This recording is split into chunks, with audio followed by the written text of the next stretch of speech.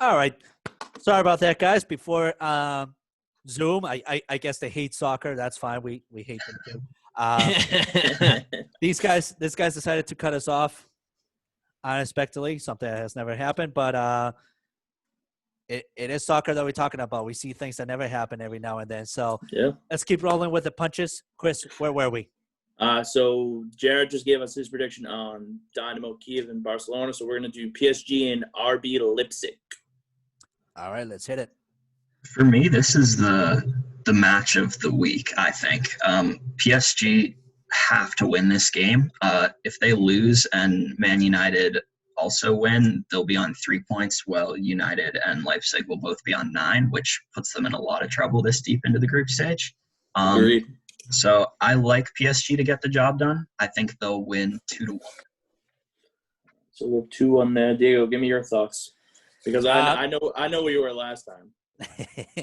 So this is one that I predicted at the beginning of the Champions League, and I said that PSG was going to find themselves scrambling for last-minute points because they just did not have the chemistry that they once had a year or 2 years ago. I'm going with Leipzig on this one, just simply because of how defensive they are and PSG struggling against defensive teams. So I'm going 2-1 against between PSG and Leipzig, 2-1 with Leipzig winning. And I see PSG being the first big team out of the Champions League. To bold take, Cotton, but I think they're going to be fine. I'm going to go PSG 2. I'm going to go PSG. Honestly, I think it's going to be so defensive that there's only going to be 1 goal scored, and it's going to be PSG. I'm going PSG 1-0. Yeah, it's funny. I want Leipzig 1-0. It's literally just because of the fact. I think Diego hit it right. They hate PSG's terrible. Like, look what Man U get against them, right? Like in terms of just playing defensive, and like they just can't handle that type of game. They're more of a back and forth team. Leipzig will kind of cram the box in, and they'll get a breaker here and there, and I think it's 1-0 Leipzig, and PSG gets screwed. Funny, the two Man United fans pick against PSG. I'm in mind. We got Cavani. That's all we care. So. All right. Well, let's do Lazio and Zenit real quick. I think this one will be a close game. I don't really see a ton between these two teams necessarily, but I think Lazio will take it 1-0 at home. So last time they played, it ended as a 1-1 draw. I think Zenit always plays them really tough, and I honestly think it's going to be a 1-1 draw again. Not to cop out because I don't have any idea. I just don't see either side winning. Yeah. So a cop out. It's a cop out. Yeah. No. I'm going off the last performance. I'm going with a 2-0 for Lazio here. 2-1 Lazio for me. Who said 2-1? Was it Diego? Or was it Jared. Me. Jared. All right. Mm-hmm. Perfect. All right. Let's do Dortmund and Club Brugge. I think Dortmund is going to win this one fairly easily. Erling Haaland cannot stop scoring at the moment. He had 4 goals over the weekend, I think. Yep. Very good. I think they'll win it 3-0. They won 3-0 last time. I'm giving them 4. Give me 4-0 Dortmund. I'm going with a 3-0 as well on Dortmund. 4-1. 4-1. All right. Let's talk Juventus and Ferencváros. I think this is going to be another easy win for the home team. I think Juventus is going to take it. I'll go 4-0. Let's go. It's my guy. Juventus 5-0. They scored 4. They scored 4 on them last time. They're scoring 5 this week. Be the blowout of the week. Yeah, I'm going with a blowout of the week as well. 4-0 Juventus. Give me. I'll go 5-1. All right, let's do Olympiacos and Manchester City. I like City in this one, even though they're on the road. They won 3-0 last time. Yep. I'll say 2-1. See, I liked Olympiacos last time, but I'm staying far away from them. I'm riding with Andrew in this one, and 2-1 is my score as well. I'm gonna go. It hurts to pick Man City, doesn't it, Diego? Doesn't it? No, I mean, I'd be honest with you. Manchester City has a lot of talent in their team, and I mean, they got the one of the best coaches in the world with Pep I mean, I Guardiola. don't know. They look pretty bad yesterday against Tottenham. But Just that's saying. exactly it. They looked pretty bad yesterday against Tottenham. They struggle so bad against Tottenham that I'm not sure that Pep Guardiola can pick it up from here. I'm actually gonna go with a tie between Olympiacos and Manchester City. I'm going 2-2. See, I thought you were going to say 1-1. I was about to say cop. Oh man, no, I'll pick City. I'll be good about it. 3-1 City. Perfect. Let's do the tongue twister of the week. Borussia Mönchengladbach and Shakhtar Donetsk. Last time they I touched played, that. it was Gladbach absolutely It destroyed was them. a slaughterhouse. Yeah, exactly. It was a slaughterhouse. I can't see it. Maybe it will, but I'd be surprised if it's quite that scoreline again. But I think Gladbach will win again, 3-0. I'm going to give them 2-1 this time. I think it's to be a lot closer than it was the time before. I think Shakhtar Donetsk shows up with a different game than what they played at first. I'm going with Shakhtar 2-0. Wow. Okay. I'm picking Shakhtar 2-1. Ooh. Okay. I like that. Marseille and FC Porto. I think I like Porto in this one, even though they're away from home. I'm gonna say that they're gonna win by a goal, 1-0. I like it. Porto beat them 3-0 last time. I expect more of the same this time. Marseille has fully disappointed me in this Champions League run. I'm going Porto 2-0 in this one. Mm-hmm. I'm going Porto 2-0. I think Luis Diaz from Porto continues to show his great talent. Therefore, yeah, another 2-0 game. I'd like to pick Marseille, but you hate to try it now. So 1-0 Porto. I like it. All right, let's do Liverpool and Atalanta. This was so difficult to swallow. Oh. This was such a good game last week. I think Liverpool will win again. I think the injuries will prevent them from doing it in such a dominant fashion, but I think they'll still have enough to win 2-0. 2-0. I'm actually going a 0-0 draw here. I don't think anybody's going to score. Safe bets. What a bitch they are. I'm actually going to go with the 2-0 Atalanta. I think they're going to show up with a much more physical game, and where Liverpool has a few knocks under their belt. That's where Atalanta can actually do a lot of damage and walk away winning this game. Yeah, and having 0 center backs that helps as well. Mm-hmm. I like Liverpool 2-1. All right, let's do Inter Milan and Real Madrid.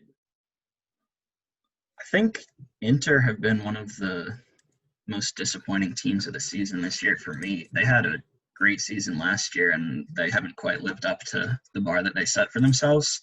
I think Real Madrid is going to take this one. I'm going to say 2-1.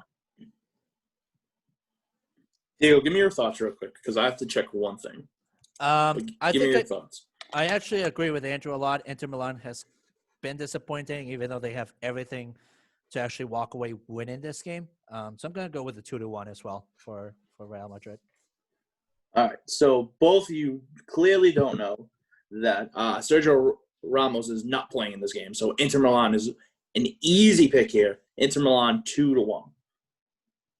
Yeah, I like Inter Milan 3-1. Even before that, I just think that they are talented enough that I think they're bound to get this game. And also, the last time that these two teams played, it was 3-2, and Real Madrid was lucky to win that game. Bayern Munich and RB Salzburg. For my money, Bayern are the best team on the planet right now. I think they're going to cruise to victory in this one 4-0.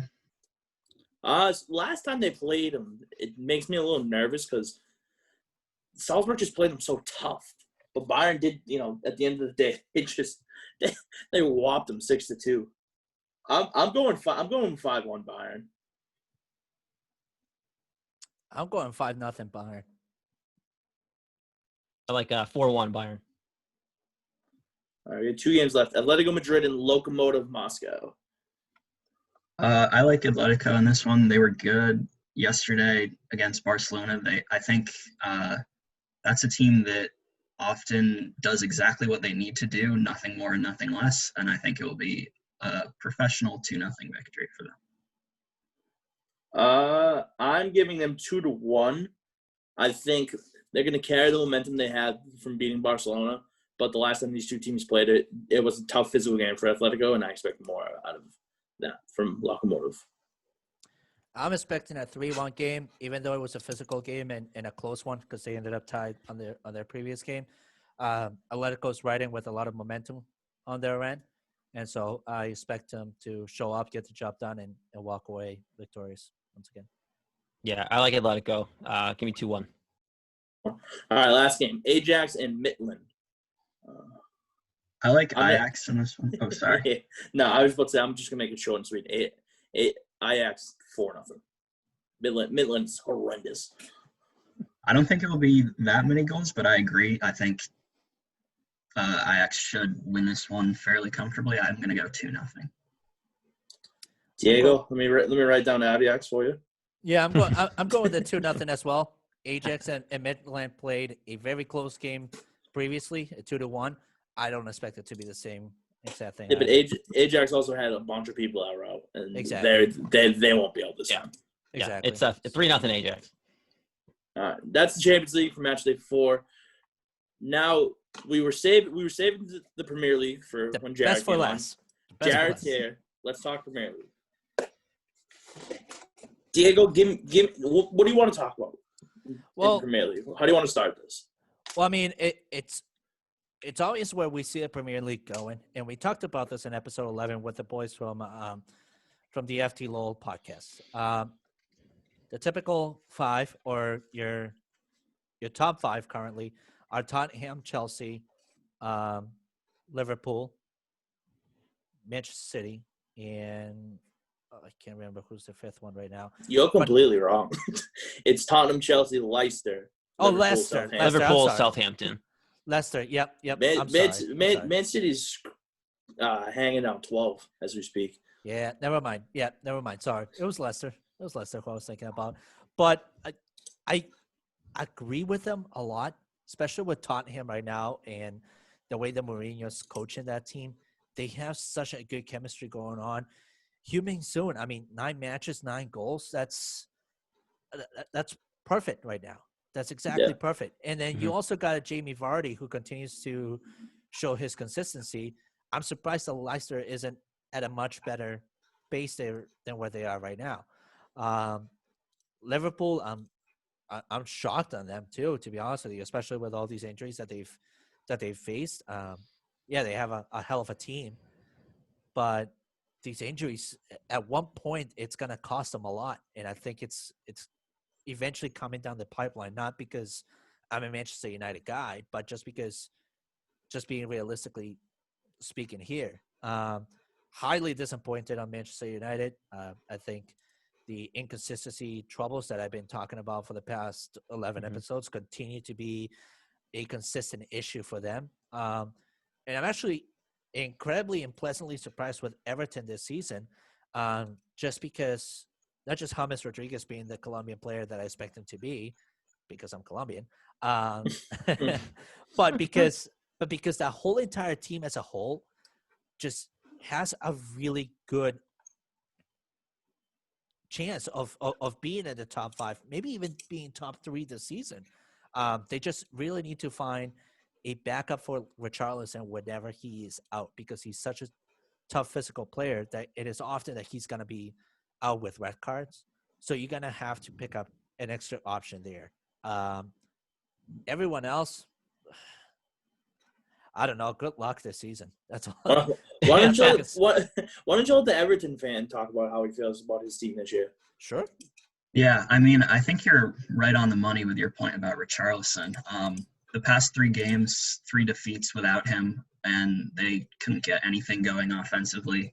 He comes back and they score 40 seconds into the game today. But unfortunately, I think today was really a tale of 2 halves, and in some ways has kind of summed up what Everton's season has been so far. In the first half, they were dominant offensively. Richarlison, James, Dominic Calvert-Lewin were all linking up. They were getting Luka Dean involved on the left wing, which he's often a key to their offensive success, getting in crosses from that left wing. And they were great. Like, it was really, really enjoyable attacking play to watch. But in the second half, it seemed like maybe fatigue was a factor. They had a lot of guys coming back from international matches. But they just did not defend successfully in the second half. And if that's the case against a team like Fulham, which I think probably most of us would agree that they have a relegation battle on their hands this season, it's not a good sign, I think, for when you play teams like Chelsea and Tottenham further along the line. I think that Mason Holgate coming back from injury should help shore up the defense a little bit, but I think Ancelotti still needs to do some tinkering to really fix that, because they have the offense. If they can put the defense with it, I think they'll be a real force to be reckoned with. And not to, toot their own horns, they have played very well this year. I think if you guys make that big defensive signing, not like you don't need like any like standout, but you just need someone that can help that back end, even whether it's with depth or just overall in general. If you can get an extra guy back there, you guys can be solid all year.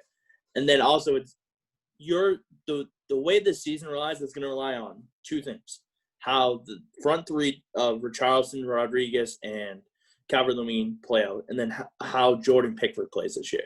If Pickford plays like he did the beginning of the year, you guys are going to be fine. But if he's going to play like he has the last couple games before they got Richarlison back today, it's a toss-up every game between the two. So you never really know. But with Everton, if that front three is thriving like they were earlier today, they're a tough trio to stop. Yeah, and I mean, even going back to the start of the season, everyone is, myself included, everyone is praising Tottenham right now. They look really, really good, but Everton beat Tottenham already this season. Yeah, at the beginning of the year. Right, 1-0, the first game of the season. So I think they've shown when they put it all together, they can go toe-to-toe with any team in the league. But like you're saying, I think it's just sort of an issue of they don't have the squad depth that other elite teams in the league have. When you venture outside of their first 11, things start to get a little dicey, especially in terms of piecing the different aspects of the team together. Like, right. Without someone like Richarlison in the lineup, they just can't transition the ball from the midfield to attack as well. So I think they are right now relying a little bit too much on the first 11 players on their team sheet, but I think that's something that will improve with time as Ancelotti has more time to sign players that he thinks can help out. And I think one key point too to kind of recognize here is that the difference between the fifth and fourth spot for Everton right now is really not that much. One single victory for Everton and a tie and a loss for Southampton. Everton is in fourth spot. That's just how close between those three, the fourth, fifth, and sixth spot, are right now. Especially with Southampton being fifth. That is a gigantic surprise this season for the Premier League. And let's also not forget Aston Villa. But they didn't look good yesterday against Brighton. They may have not looked good, but to be honest with you, Jack Grealish continues to be the golden boy of the Premier League right now. He just is. Diego, do you actually think, though, like Southampton actually stays there? Like, no way. No way. Way. No. I mean, look at next weekend. Man U plays them. Like, if Man U shows up, they're tied in points. Like, you know what I mean? Like, I don't think they stay up there. But that's the big if. If Man U shows up. I'll preach that. If Man U shows up, now you're tied with them, and now you're like, that's why the table. It's so early that like the tables. You're talking about Man U and Man City, especially being so low. It's like okay, but Man U's 4 points away from. You know what I mean? So it's just if Man U had consistency, then if like you said, if Everton wins, like they could be in the fourth spot. We're also on match day currently 9 out of 38. So there's plenty. Trust me, there's plenty more games left. 100% in that. And also, they play Wolves tomorrow from when we're recording, so that's going to be a tough game for them already. And they have a tough schedule. So they have Man United, then the Brighton's all right, but then you start playing the tougher teams, and that's what they're going to need to do. They're going to have to be able to compete with the tougher teams in the league. I just think just to go back on the Man United thing, they play so well on the road. Why can't they do it at home? I don't get it. And even yesterday, like they won, but they only won by a goal. And it's weird because like I mean, if you're hearing things about like, oh, do they just miss the fans? It's like, okay, but you're still playing at home. Like the fans shouldn't. I know the fans are great at Man U, obviously, but like they shouldn't expect to be that much of a difference without fans in the stands. No. So I don't know. So I personally watched a interview yesterday on Sky Sports where it was Gary Neville and Paul Scholes yesterday. And basically what Paul Scholes had to say about Manchester United was that he wondered where Manchester United would be currently if it wasn't for Bruno Fernandes, somebody who actually has that passion to be in Manchester United, respect Old Trafford for its history and what it is, but also respect the fans that are there because of that history that Manchester United has had. With Paul Pogba at the leadership role, more than likely we'll probably be looking at 18th spot right now, looking to relegate, which is something that I kind of tooted at earlier in our episodes. And I know that I was called crazy about it, but it's not out of the picture right now with how Paul Pogba has been for Manchester United. No, I mean, yeah. Like no, they just I need to agree bench with him. you. I agree with you. They have to not only find a formation that works, they have to find an 11 that can fit that formation. Mm-hmm. And I think the one that really stuck out to me was the one you guys did against when you guys played Leipzig. You guys went with the 4-1-2-1-2 when you had your two strikers, which could be very well Cavani and Marcus Rashford. You have Donny van de Beek, or you can play Bruno Fernandes there. And then in the back end, you have Van de Beek, and then I won't say Fred because it'll aggravate Diego 100% if I say Fred. But you could play Fred there, you play Matic there, and then potentially play someone else in the back end from the back four. So, like, there's plenty of different ways you can go about it. It's just you have to find that every team has that formation that just works. And if they ever need a big victory and stuff like that, they can go to it. I don't think Ole has it. He just kind of puts together I just think he's so in love with the 4-2-3-1, it just doesn't work for him. Yep. In my opinion. I agree with you on that. And I mean, he often experiments with the 3-5-2 formation, which has never worked for Manchester United. Not even when we had the era of the Superb Five, as we called it, with Paul Scholes, Ryan Giggs, Roy Keane, and Cristiano Ronaldo. That just never even worked. What makes you think it's going to work with a bunch of youngsters that are barely understanding what the Manchester United DNA looks like? Something I'm curious about with regards to Man United is whether, like, you guys think things would improve if Ole is sacked, or if at this point the problems go deeper. Like at a certain point, the players have to be good enough too, and the ownership and management has to run the club in the right direction as well. So sometimes I feel like in situations like this with Man United and Arsenal, the owner or the managers kind of receive blame that maybe goes a little bit deeper than just their position. So I'll be honest on that aspect. I at first thought that maybe sacking OGS would be a good idea. But the more I look at what Manchester United you thought before you even said you thought it would be a good idea, you were hooting and raving. Yeah. Saying No, I know. For weeks that they should have sacked him. For weeks, yeah. But then I quickly realized what Paul Pogba has been for Manchester United.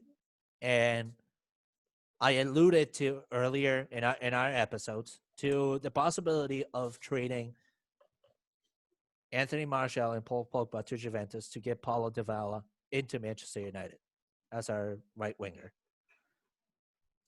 It's a hot trade. Anthony Martial. I would do it 100%. Yeah, Anthony Martial having a lot of talent for a striker up front, and Paul Pogba just already having been in Juventus. I think it's a fair trade for Juventus. Actually, they'll walk away with a better part of the trade because now Paulo Dybala has to acclimate himself to a different style of play. But it's a trade that in the long run for Manchester United makes a lot of sense and brings in a healthy locker room. because you have a Paul Pogba who wants to create this different dynamic in the locker room, who does not respect authority. You also have Jesse Lingard, who it's barely of any worth for Manchester United. You gotta let him go. So I think it's a combination of three things. I think you gotta do some locker room cleaning. You gotta let go of guys like I said, Paul Pogba, Anthony Martial, Jesse Lingard. I even let go of Fred, even though I don't mind him. He's just not my favorite cup of tea, to be honest with you. I think Ed Woodward has got to go. We've seen somebody as good as Jose Mourinho struggle with Ed Woodward. Why wouldn't we expect the same for Ole Gunnar Solskjaer? Sure, you can replace him with Mauricio Pochettino. That's great. Like, yeah, the guy's a great coach. I just don't think that'll be of help for Manchester United to then again become that force to be reckoned with. And then the Glaciers have got to sell out. The Glaciers have got to sell the team somewhere else who wants to invest in the team, because they're extremely cheap about how they invest in things. And if they aren't cheap, then they focus on the wrong targets. Look how long they focused on Jadon Sancho for, until they finally moved on and said, all right, let's get Bruno Fernandes and Edinson Cavani in here. So that's where I stand on in terms of just sacking Ole Gunnar Solskjaer. I don't think that's the full solution to the problem.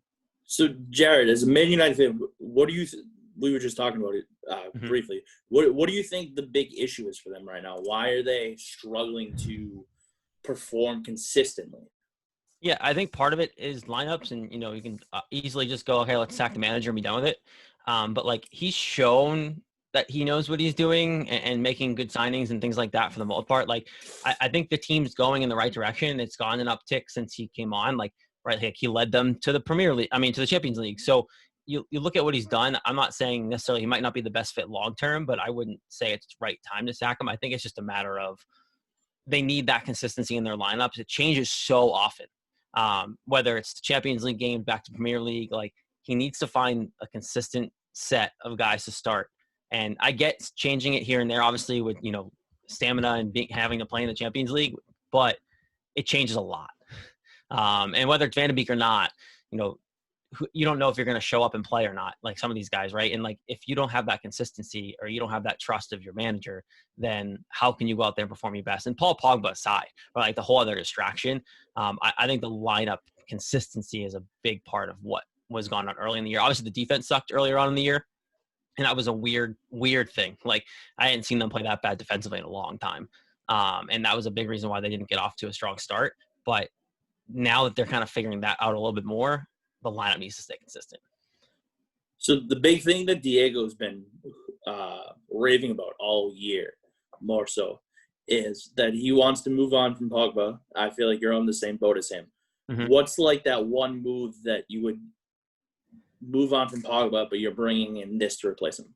Because for Diego, his big thing, and he's been saying it a bunch all year, is he would move Pogba and Martial to Juventus for Paul Dybala. I mean, if you could do that, that's like an ideal swing, right? I think Dybala would be a great fit here. And he brings, obviously skill. And I think Pogba, honestly, I think if you do that too, on the flip side for Juventus, I think you get a really talented player in Pogba and he does well. Like, I don't think it's like he's a damaged goods thing. I just think he doesn't want to be here. So right. For a team like Juventus, I do love that flip, Diego, because then you say, okay, you're going to get a really talented player back, Manchester United. You kind of build that core now. You bring a guy here who might want to change the scenery too, but Paul Pogba goes there and Juventus is going to get the guy that we hoped Paul Pogba would be here. It's not saying that Pogba is terrible. I just think that he wants a fresh start and they're trying to string along and fight for it and keep him here. But I think it's over and I think they need to move on. But I do love that flip. I think for me, looking at the team, I always felt like this year especially, they need somebody else to go with Maguire at center back. Lindelof's not your guy. Diego, who's the other guy that you thought could have been it when they ran like the three in the back? Who was it? Axel Tuanzebe. Yes, mm-hmm. Yep. He could be it, but they need somebody else because Lindelof just, for me, when I watch him personally, Lindelof doesn't fit the build of a Manchester United defender that we've seen over the past. So any like names on defenders or anything like that you would hope that they could potentially get in like the winter transfer window? I don't know. I honestly haven't really thought about it too much. I think honestly, defensively, I hate to say they have enough in-house, right? Because they did struggle, but I think you've seen that kind of step up in the right direction. I kind of disagree. I do believe Lindelof can be a good fit here, and I think they are going to ride him out and see what happens. Now, do I think it'd be a disappointment if they don't bring somebody in, at least not even just maybe just to start right away, but to compete? Maybe. And that might be like, right, that's an easy target for a lot of people. If they don't do that, then it's oh, well, he doesn't care about his team, or like fire the manager because you know what I mean? Like, so I think they have enough in-house to figure it out to get back higher up, and I think that consistency is a big part of it. I honestly don't have a name for you. I haven't really thought about it too much coming up, but I do think they have enough in-house. They just got to figure it out. Now, I disagree, though, that like they should bring someone in. No, because I think you always should bring in some talent, but it might not be someone that might start right away. Right. So there's been a couple names Diego and I have talked about. It's been David Alaba from Bayern Munich, and then how do you pronounce his name from Leipzig? Upamecano? Yeah, that one. Him. Those are two that we thought could just step in and definitely help right away. But again, I think my big issue for them is they had a guy in-house and they let him walk away to Roma and Chris Smalling. Yeah, no, he was a really good fit. Like I was surprised that they let him walk away. To be honest, that was one that I was actually really shocked by, and I was like, oh, great, there they go. And that's one that you probably could look at it and go, okay, what are we doing here? But I mean, either of those names honestly would be fine. The way they're doing this, it just feels like, and Diego, correct me if you think I'm wrong here, like it just feels like they believe in what they have. Like they made some moves, and they obviously brought in some guys here, but like outside of Pogba, it feels like they believe in the roster they have. Yep. No, I would agree with that. I think just even seeing Alex Tays fit into the lineup, just seeing him yesterday, for example, he was a complete different world from what we're used to with Luke Shaw on the left wing. So, I think Manchester United's in the right path. They need to do the clearance that I said earlier. I think Jared's on the same page as me. But besides that, I don't know if there is more to talk about the Premier League, to be honest with you guys. But real quick, because we have both of them on, and when we did it last week, so we know where we think our top five is.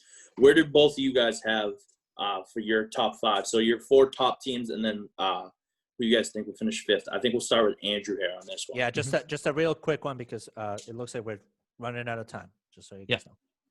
Yeah, I mean, it's tough. It's still early in the season, but things are so wide open right now. I think if I had to pick five teams, not necessarily in a specific order, I would go Chelsea, Tottenham, Liverpool, Man City, and Leicester right now.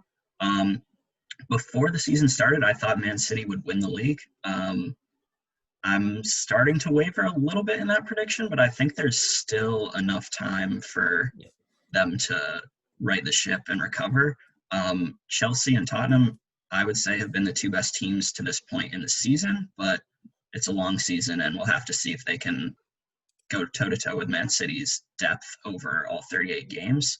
I think Liverpool is going to struggle for a bit with all the injuries, but I still feel like they have enough to work themselves into that top five. Yeah, with Liverpool, it's early enough too with the injuries, right? Like we said earlier, it's so early that the injuries shouldn't hurt them too much long term. I pretty much agree with that, right? Like top five for me, Tottenham for sure. They're clicking on all cylinders. Liverpool, I would still put Man City in there, and then I would go Leicester and honestly Everton. I like what Everton's doing, and I think they're in the right direction. And talent-wise, I think they have that window coming up where they can add some talent. And if they do that, and it kills me to take Man U out of that top five, but I think I like what Everton's doing in that direction. Man U close 6. I guess I've been burned by Everton so many times that I'm hesitant to put them. I'm not a fan. I haven't been burned by them. I like what they're from the outside looking in. It looks looking good. Yep. No, they do. So with that, guys, it is episode 12 for us. As always, please make sure to follow us on Twitter at PodcastCard on Twitter. That is our handle. Jared, why don't you just give us a quick update of your socials? Where you at? Where can people follow you and your sports takes? Yeah, my Twitter is at Jared_Scally. Very straightforward. Couch Guy Pod is my Couch Guy Sports podcast, and you can get into the Triangle too. Of course, support the network and these guys. Everyone's great. We're all killing it. So Absolutely. we're going big places with Couch Guy Sports, guys. Come on. That's the plan. No, that's the plan. Exactly. No, but everybody's Twitters and everything like that's going to be in when Diego drops the episode in the tweets, YouTube, Spotify, everything. It's going to be in everything. So, Absolutely. No, we're happy. We're happy to finally get you on, Jared. Yeah, no, and, I'm always down to talk some Premier League, especially for sure. We're excited, and we're excited with the addition of our third chair, Andrew Fasciano. Just make sure that you're following CouchGuySports.com as well. Every day there's hot new content coming out. Check out their store, CouchGuySportsShop.com. That is where you get hot swagger like you see me rock every now and then with the hat and the joggers, which I have. You got I don't even know Hey, what you I'm wearing them? Strut your stuff, baby. Strut your stuff. Yeah, look at those. There it is. Those thighs. I almost fell out of the chair, so you guys would have gotten a flea blopper out of me. So that's fantastic. But with that, it is episode 12. Thank you so much for following us, and happy Sunday, guys. Have a great weekend.